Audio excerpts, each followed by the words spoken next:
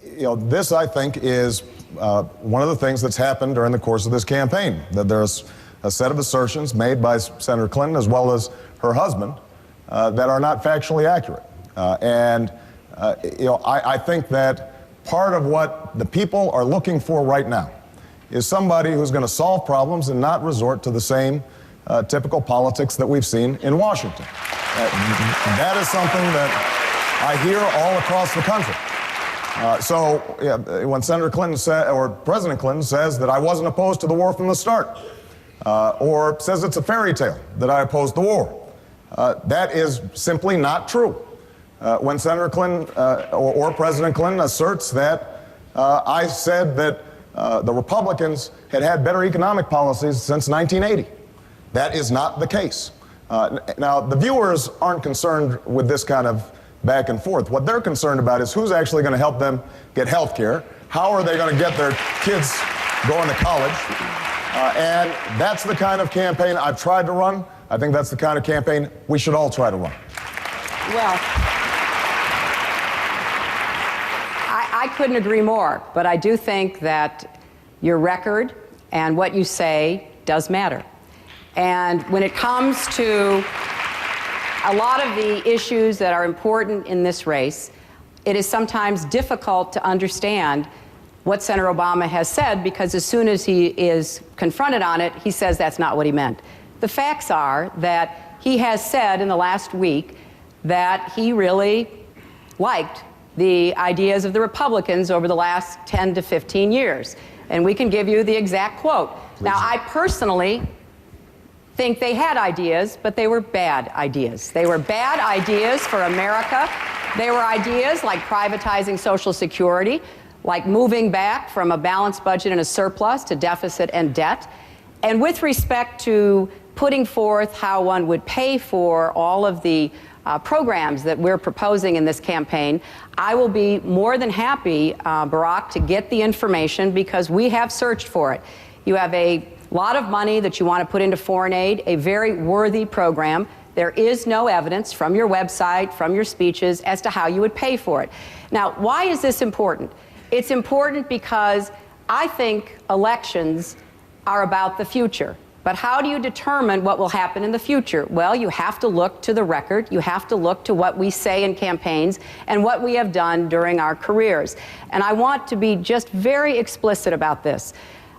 We are not, neither my campaign nor anyone associated with it, are in any way saying you did not oppose the war in Iraq.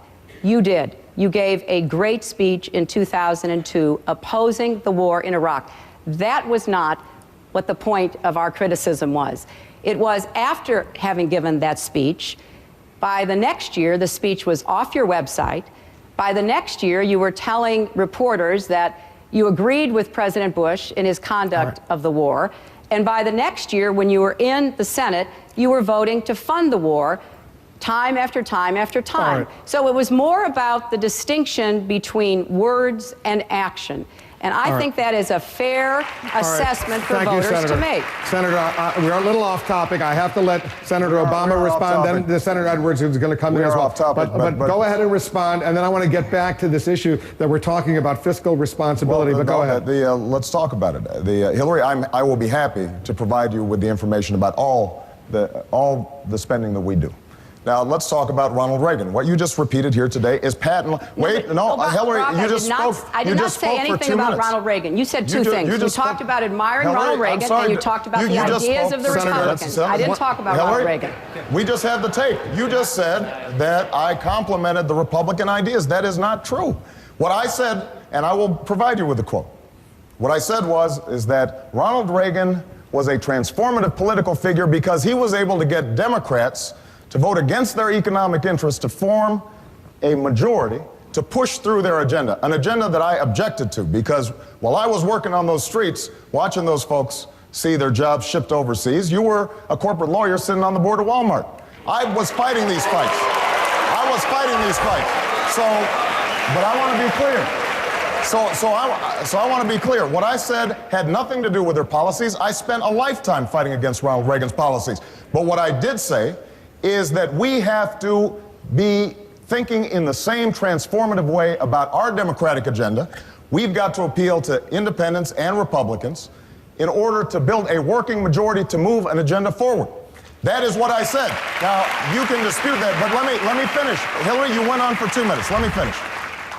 The irony of this is that you provided much more fulsome praise of Ronald Reagan in a book by Tom Brokaw that's being published right now, as did Bill Clinton in the past. So these are the kinds of political games that we are accustomed to. I'm sorry. Well, wait a minute. Just a minute. Senator Edwards, let them wrap up, and then I'm going to come to you. I just want to clarify. I want to clarify the record. Wait a minute. Wait a second, Senator Edwards, hold on. There has been a specific charge leveled against Hillary Clinton, so she can respond. Then I'll bring in Senator Edwards. I just want to be sure. We got a long time to go. You'll have a good opportunity. We're just getting warmed up. Now, I just want to be clear about this. In an editorial board with the Reno newspaper, you said two different things because I have read the transcript. You talked about Ronald Reagan being a transformative political leader. I did not mention his name. Your husband did. Well, I'm here. He's not. Okay, well, I can't tell who I'm running against sometimes.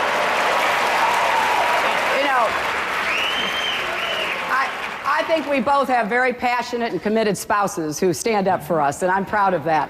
But you also talked about the Republicans having ideas over the last 10 to 15 years. I didn't say they were good ones.